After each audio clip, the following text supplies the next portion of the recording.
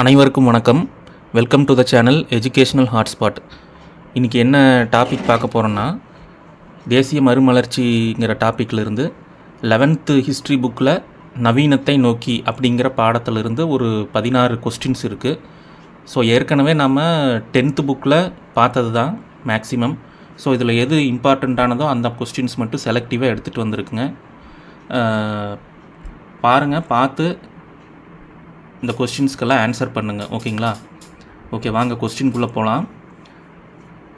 First question, பிரம்ம சமாஜ கொள்கைகளுள் பொருந்தாததை தேர்வு செய்யவும். பிரம்ம சமாஜ கொள்கைகளுள் பொருந்தாததை தேர்வு செய்யவும். ஆப்ஷன்ஸ் பாருங்கள். பல கடவுள் கோட்பாட்டை எதிர்த்தல், உருவ வழிபாட்டை எதிர்த்தல், குழந்தை திருமணம் பர்தா முறை ஒழித்தல், கைம்பெண் மறுமணத்தை எதிர்த்தல். ஆன்சர் பண்ணுங்க. பிரம்ம சமாஜ கொள்கைகளுள் பொருந்தாதது. ஆன்சர் பண்ணிட்டீங்களா? ஓகே, பாருங்கள், இதுக்கான ஆன்சர் ஆப்ஷன் டி, கைம்பெண் மறுமணத்தை எதிர்த்தல். அப்போ பொருந்தாதது எதுன்னு பார்த்தீங்கன்னா கைம்பெண் மறுமணத்தை எதிர்த்தல். அங்கே பார்த்தீங்கன்னா எதிர்த்தல் வராது, ஆதரித்தல் அப்படின்னு வரணும். கைம்பெண் மறுமணத்தை ஆதரித்தல் என்பது பிரம்ம சமாஜ கொள்கைகளில் ஒரு கோட்பாடு. ஓகேங்களா? ஸோ இங்கே எதிர்த்தல்னு கொடுத்ததுனால அதுதான் பொருந்தாத ஒன்று. ஸோ ஆன்சர் பார்த்தீங்கன்னா ஆப்ஷன் டி, கைம்பெண் மறுமணத்தை எதிர்த்தல். ஓகே, அடுத்த கொஸ்டின் பாருங்கள். இரண்டாவது கேள்வி, கூற்று 1, சமபந்தி விருந்து, சாதி மறுப்பு திருமணம், விதவை மறுமணம் ஆகிய சமூக சீர்திருத்த பணிகளில் ஆழ்ந்த கவனம் செலுத்தியது பிரார்த்தனை சமாஜம். கூற்று 2 பாருங்க, பிரம்ம சமாஜம் பிரார்த்தனை சமாஜத்தின் கிளை அமைப்பாகும். பாருங்க, ஆன்சர் பண்ணுங்க.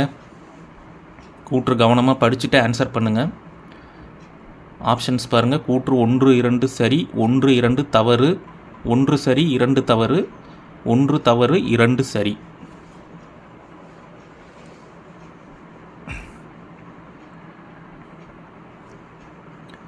ஓகே, ஆன்சர் பண்ணிட்டீங்களா? ஓகே, இதுக்கான ஆன்சர் ஆப்ஷன் சி, கூற்று 1 சரி, 2 தவறு.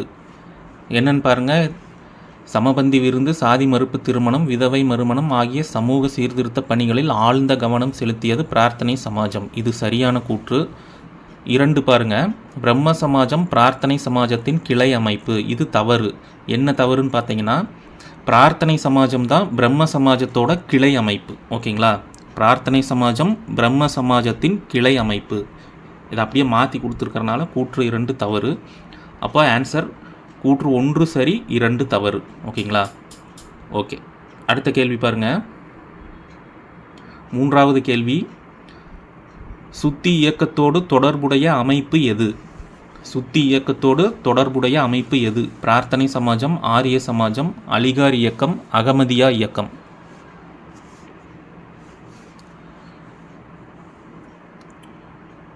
ஓகே, இந்த ஆன்சர் பண்ணியிருப்பீங்கன்னு நினைக்கிறேன். இதுக்கான ஆன்சர் ஆப்ஷன் பி, ஆரிய சமாஜம். சுத்தி இயக்கத்தோடு தொடர்புடைய அமைப்பு ஆரிய சமாஜம். அப்போ சுத்தி இயக்கம்ங்கிறது என்ன? அதாவது இந்துக்கள் அல்லாதவர்களை மீண்டும் இந்துக்களாக மாற்ற ஏற்படுத்தப்பட்ட ஒரு இயக்கம். ஓகேங்களா? ஸோ அது மிகப்பெரிய எதிர்ப்பையும் சந்தித்தது. இந்த இயக்கமானது மற்ற அமைப்புகளுடன் இணைந்து மற்ற அமைப்புகளுடன் மிகப்பெரிய எதிர்ப்பை ஏற்படுத்தி கொண்டது இது போன்ற செயல்பாடுகளால். அதாவது இந்துக்கள் அல்லாதவர்களை மீண்டும் இந்துக்களாக மாற்றுவது. இந்த கிறிஸ்தவர்கள், இஸ்லாமியர்கள் இருக்கிறாங்க இல்லைங்களா, அவங்கள மீண்டும் இந்துக்களாகவே மாற்ற ஏற்படுத்தப்பட்ட ஒரு இயக்கம் தான் சுத்தி இயக்கம். Okay, 3K answer option B, ஆரிய சமாஜம். நான்காவது கேள்வி பாருங்கள். பின்வரும் கூற்றுகளுடன் தொடர்புடையவரை கண்டறிக. பின்வரும் கூற்றுகளுடன் தொடர்புடையவரை கண்டறிக. முதல் ஃபர்ஸ்ட் ஒன் பாருங்கள். தத்துவ போதினி என்னும் தமிழ் இதழை தொடங்கியவர். 2வது, பிரம்ம சமாஜ நாடகம் எனும் தலைப்பில் ஒரு நாடகத்தை எழுதினார். கூற்று நல்லா படிச்சுக்குங்க. பின்வரும் கூற்றுகளுடன் தொடர்புடையவர். தத்துவ போதினி என்னும் தமிழ் இதழை தொடங்கியவர். பிரம்ம சமாஜ நாடகம் எனும் தலைப்பில் ஒரு நாடகத்தை எழுதினார். ஆப்ஷன்ஸ் பாருங்கள். தேவேந்திரநாத் தாகூர், சைதை காசி விஸ்வநாதர், கேடி தெலாங், சந்தவர்கர். ஸோ இவர்களில் யார் பிரம்ம சமாஜ நாடகம் என்னும் தலைப்பில் நாடகத்தை எழுதியனார்? ஆன்சர் பண்ணுங்கள். மேலே தத்துவ போதினி என்னும் தமிழ் இதழ். ஓகே, இதுக்கான answer option B, Saidai Kasi Viswanathar. அவர்தான் பிரம்ம சமாஜ நாடகம் எனும் தலைப்பில் ஒரு நாடகத்தை எழுதினார். ஓகேங்களா?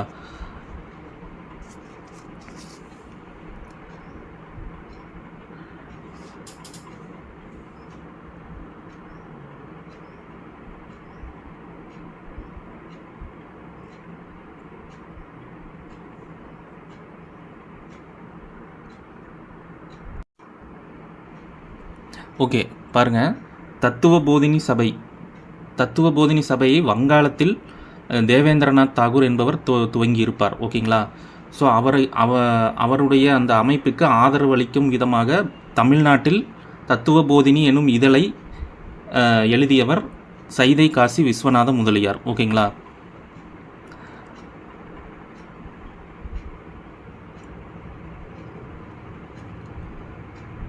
அடுத்த கேள்வி பாருங்கள். ராமகிருஷ்ண இயக்கம், சத்யார்த்த பிரகாஷ், சத்திய சோதக் சமாஜம், பிரார்த்தனை சமாஜம். இந்த பக்கம் அது துவங்கப்பட்ட வருடங்கள். ஸோ இந்த ரெண்டையும் பொறுத்துங்க பார்க்கலாம்.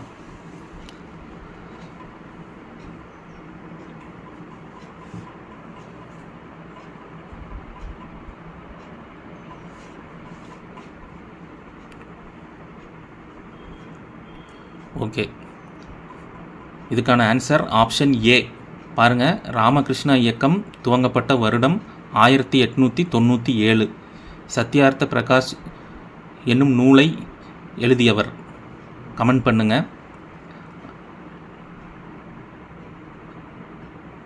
இந்த நூல் வெளியிட்ட ஆண்டு 1875. ஓகேங்களா? சத்தியசோதக் சமாஜம் 1873 ஜோதிபா பூலே அவர்களால் தோற்றுவிக்கப்பட்ட அமைப்பு. பிரார்த்தனை சமாஜம் ஆப்ஷன் சி 1867 தோற்றுவிக்கப்பட்டது. ஸோ இதுக்கான ஆன்சர் ஆப்ஷன் ஏ, BADC. ஓகேங்களா? சத்யார்த்த பிரகாஷ் என்னும் நூலினை எழுதியவர் யார்? அதை கமெண்ட் பண்ணுங்கள். ஓகே, 6வது கேள்வி பாருங்கள். ஆரிய மகிழா சமாஜ் என்னும் அமைப்பை நிறுவியவர் யார்? ஆரிய மகிழா சமாஜ் என்னும் அமைப்பை நிறுவியவர் யார்? பாருங்க, சாவித்ரிபாய் ரானடே மற்றும் பண்டார்கர் உதவியுடன், சாவித்ரிபாய் ரானடே மற்றும் சந்தவார்கர் உதவியுடன், பண்டித ரமாபாய் ரானடே மற்றும் பண்டார்கர் உதவியுடன், பண்டித ரமாபாய் ரானடே மற்றும் சந்தவார்கர் உதவியுடன். கரெக்டாக பார்த்து ஆப்ஷன் குறிங்க. ஆரிய மகிழா சமாஜ் எனும் அமைப்பை நிறுவியவர் யார்? யாருடைய உதவியுடன் அவர் நிறுவினார்?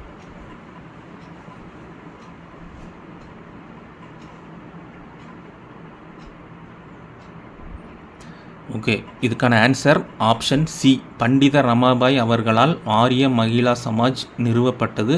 யாருடைய உதவியுடன் பார்த்தீங்கன்னா ரானடே மற்றும் பண்டார்கர் அவர்களின் உதவியுடன் நிறுவினார். ஓகேங்களா?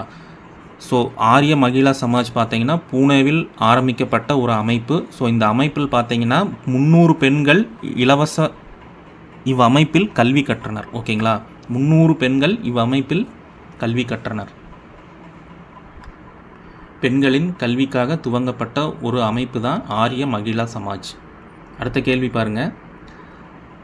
தத்கிப் உல் அக்லுக் என்னும் பத்திரிகையுடன் தொடர்புடைய இயக்கம் எது? தத்கிப் உல் அக்லுக் என்னும் பத்திரிகையுடன் தொடர்புடைய இயக்கம் எது? அண்ட் ஆப்ஷன் பாருங்கள். பார்சி இயக்கம், தியோபந்த் இயக்கம், அகமதியா இயக்கம், அலிகார் இயக்கம். தத்கிப் உல் அக்லுக் எனும் பத்திரிகையுடன் தொடர்புடைய அமைப்பு. ஆன்சர் பண்ணுங்கள். ஓகே, இதுக்கான ஆன்சர் ஆப்ஷன் டி, அலிகார் இயக்கம்.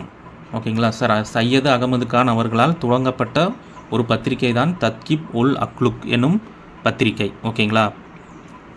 அதாவது அவர் பார்த்தீங்கன்னா முற்போக்கான சமூக கருத்துக்களை பரப்ப இந்த பத்திரிகையை துவங்கினார். ஓகேங்களா? Okay. 7th option D Aligarh இயக்கம். 8வது கேள்வி பாருங்கள்.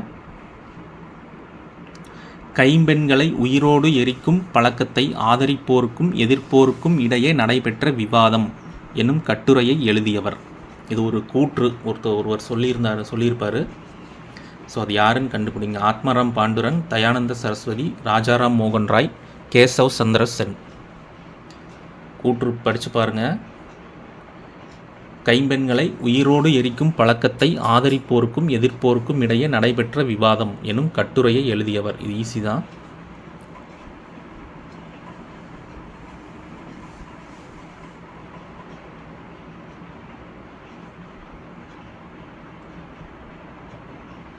ஓகே, இதுக்கான ஆன்சர் ஆப்ஷன் சி ராஜாராம் மோகன் ராய். ஓகேங்களா? ஓகே, அவர் தான் பார்த்தீங்கன்னா எந்த மதமும் கைம்பெண்களை உயிருடன் எரிப்பதை ஏற்றுக்கொள்ளவில்லைன்னு சொல்லி பல்வேறு நூல்களையும் சுட்டிக்காட்டி ஒரு கட்டுரையை எழுதினார். ஓகேங்களா? ஸோ அந்த கட்டுரை தான் கைம்பெண்களை உயிரோடு எரிக்கும் பழக்கத்தை ஆதரிப்போருக்கும் எதிர்ப்போருக்கும் இடையே நடைபெற்ற விவாதம் அப்படிங்கிற தலைப்பில் எழுதினார். ஆன்சர் ஆப்ஷன் சி ராஜாராம் மோகன் ராய். ஓகேங்களா? 9வது கேள்வி பாருங்கள். பின்வரும் கூற்றுகளில் சரியானதை தேர்ந்தெடுக்கவும். பாருங்கள், ஆப்ஷன் ஏ பாருங்கள். பிரம்மஞான சபை 1875 பிளாவட்ஸ்கி அம்மையார், அன்னி பெசன்ட் அம்மையார் ஆகியோரால் அமெரிக்காவில் நிறுவப்பட்டது. ஆப்ஷன் பி பாருங்கள். 1882 இந்தியா வந்த அவர்கள் அமைப்பின் தலைமை இடத்தை சென்னை அடையாறில் அமைத்தனர். ஆப்ஷன் சி பாருங்கள். 1893 அன்னி பெசன்ட் அம்மையார் தலைமையில் பிரம்மஞான சபை வலுப்பெற்றது. ஆப்ஷன் டி மேற்கண்ட அனைத்துமே சரியானது. எது வரும் பாருங்கள். பின்வரும் கூற்றுகளில் சரியானதை தேர்ந்தெடுக்கவும். அனைத்து கூற்றுகளும் சரியா, இல்லை ஏதாவது ஒரு கூற்று தான் சரியா? ஆப்ஷன்ஸ் நல்லா படித்து பார்த்துட்டு ஆன்சர் பண்ணுங்கள்.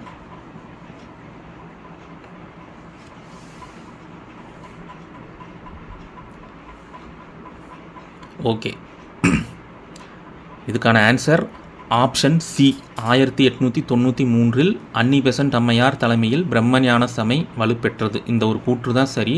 அப்போ தவறான கூற்று பாருங்கள்.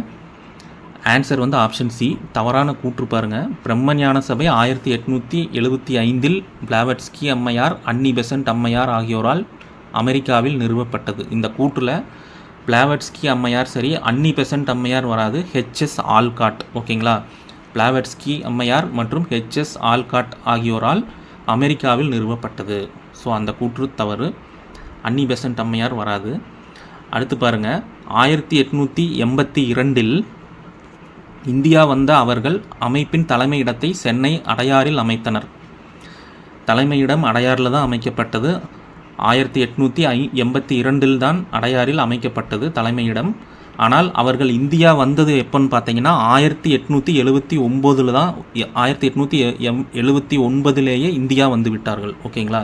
1879 பிளாவட்ஸ்கி அம்மையார் மற்றும் ஹெச்எஸ் ஆல்காட் இருவரும் இந்தியாவிற்கு வருகை புரிந்தனர். ஸோ அதுதான் அங்கே அந்த ஆப்ஷன் தான் அங்கே மிஸ் ஆகுது. ஸோ அது தவறான கூற்று. 3வது சரியான கூற்று. ஓகேங்களா? ஆன்சர் 9க்கு ஆப்ஷன் சி.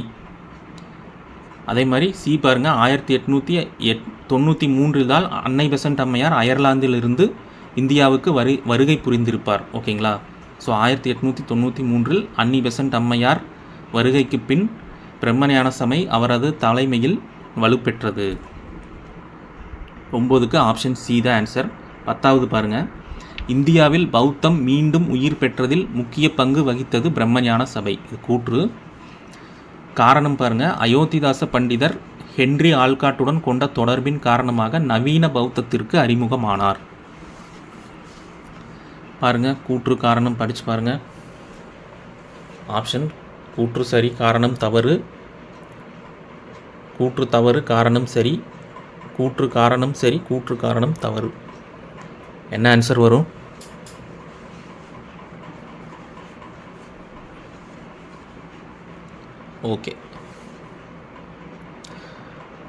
ஓகே இதுக்கான ஆன்சர் ஆப்ஷன் சி, கூற்று காரணம் இரண்டும் சரி.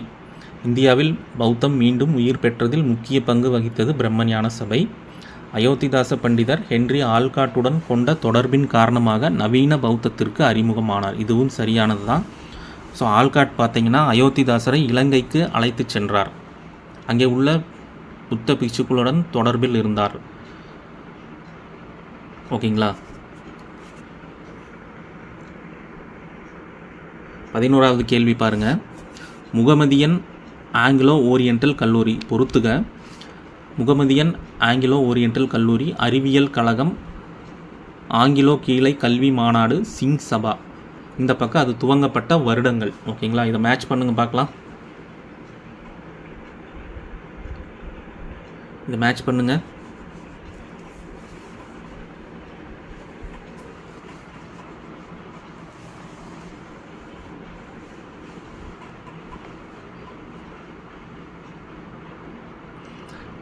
ஓகே இதுக்கான ஆன்சர் ஆப்ஷன் ஏ, ஏபிசிடி அப்படியே அது கொடுத்துருக்கிறது அப்படியே அதே வரிசையில் கரெக்டாக கொடுத்துருக்கு.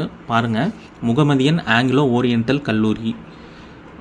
ஸோ மிஸ்டேக் இருக்குது, ஓரியண்டல் ஏ வந்திருக்கு. ஓகே அதை திருத்திக்குங்க. முகமதியன் ஆங்கிலோ ஓரியண்டல் கல்லூரி இது துவங்கப்பட்ட ஆண்டு 1877. ஓகேங்களா.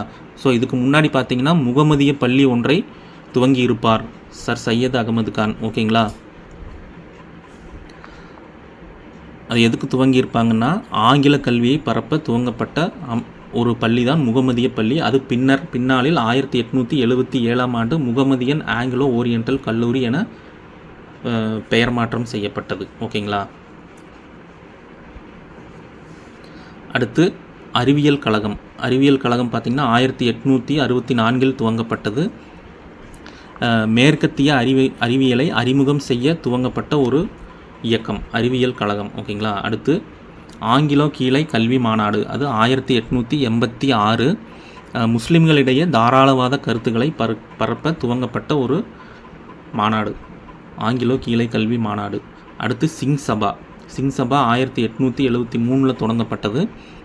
சீக்கியருக்கு நவீன மேற்கத்திய கல்வியை கிடைக்க ஏற்படுத்தப்பட்ட ஒரு அமைப்பு. சீக்கியருக்கு நவீன மேற்கத்திய கல்வி கிடைக்க ஏற்படுத்தப்பட்ட ஒரு அமைப்பு தான் சிங் சபா. மேலும் அது மட்டும் இல்லாமல் கிறித்தவ மதமாற்ற நடவடிக்கைகளை எதிர்கொள்ளவும் இந்த அமைப்பானது துவங்கப்பட்டது. ஓகேங்களா. So option A. 12வது கேள்வி பாருங்கள். அலிகார் இயக்கத்தின் நோக்கங்களான மேலை கல்வியின் மூலம் முஸ்லிம்களின் நலனை மேம்படுத்துதல், ஆங்கிலேய ஆட்சியை ஆதரித்தல் ஆகியவற்றிற்கு எதிராக இஸ்லாமிய சமூகத்தாரிடையே சமய புத்துயிர்ப்பை ஏற்படுத்துதல் என்பதை நோக்கமாக கொண்டிருந்த அமைப்பு எது? கேள்வி பெருசாக இருக்குது, நல்லா படித்து பாருங்கள். அலிகார் இயக்கத்தின் நோக்கங்களான மேலை கல்வியின் மூலம் முஸ்லிம்களின் நலனை மேம்படுத்துதல், ஆங்கிலேய ஆட்சியை ஆதரித்தல் ஆகியவற்றிற்கு எதிராக, ஓகேங்களா, எதிராக இஸ்லாமிய சமூகத்தாரிடையே சமய புத்துயிர்ப்பை ஏற்படுத்துதல் என்பதை நோக்கமாக கொண்டிருந்த அமைப்பு. அகமதியா இயக்கம், தியோபந்த் இயக்கம், பார்சி சீர்திருத்த இயக்கம், சீக்கிய சீர்திருத்த இயக்கம். எது வரும் பாருங்கள். 12வது கேள்வி.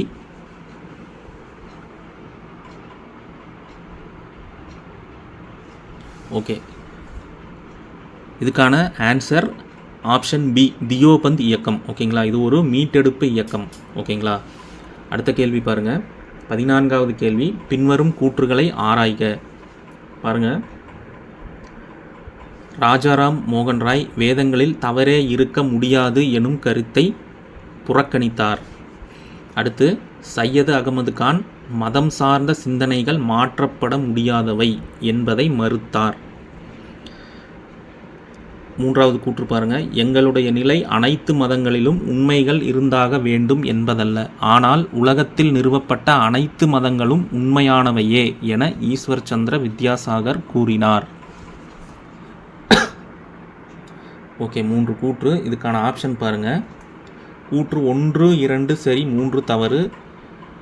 கூற்று 2, 3 சரி, 1 தவறு. கூற்று 1, 3 சரி, 2 தவறு. அனைத்தும் சரி. எதுன்னு பாருங்கள், ஆப்ஷன்ஸ் பார்த்துக்கோங்க. இன்னொருக்கா கூற்று வேணால் படித்து பாருங்கள், எது சரி எது தவறு.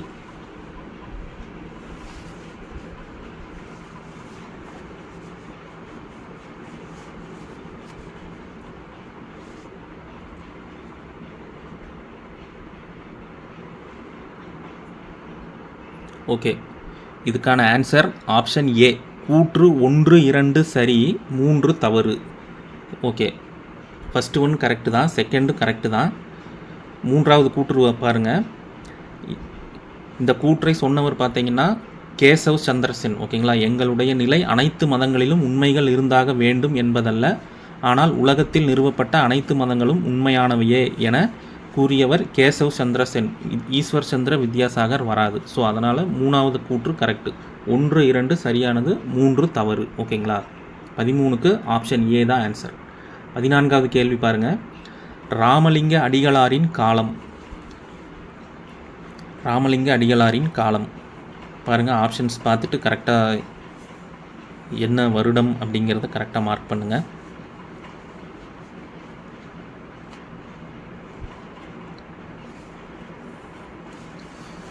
ஓகே, இதுக்கான ஆன்சர் ஆப்ஷன் டி. 1823 முதல் 1874 வரை. ஓகேங்களா. ஸோ 1874 அவர் மறைந்தார். ராமலிங்க அடிகளாரின் காலம் ஆப்ஷன் டி. 1823 முதல் 1874 வரை. 15வது கேள்வி பாருங்கள். ஆதி திராவிடர்களே உண்மையான பௌத்தர்கள் என்றும் வேத பிராமணியத்தை எதிர்த்ததன் விளைவாக அவர்கள் தீண்டத்தகாதவர்களாக ஆக்கப்பட்டனர் என்று வாதிட்டவர். ஆதி திராவிடர்களே உண்மையான பௌத்தர்கள் என்றும் வேத பிராமணியத்தை எதிர்த்ததன் விளைவாக அவர்கள் தீண்டத்தகாதவர்களாக ஆக்கப்பட்டனர் என்று வாதிட்டவர் யார்? Colonel H.S. Olcott, Rettaimalai Srinivasan, Ayothidasa Pandithar, அண்ணல் அம்பேத்கர்.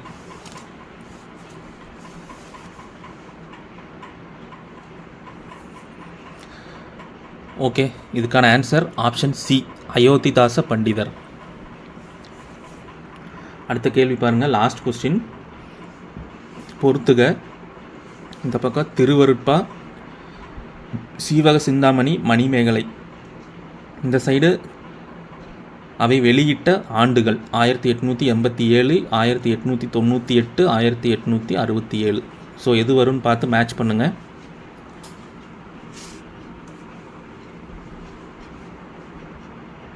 ஓகே, இதுக்கான ஆன்சர் ஆப்ஷன் பி.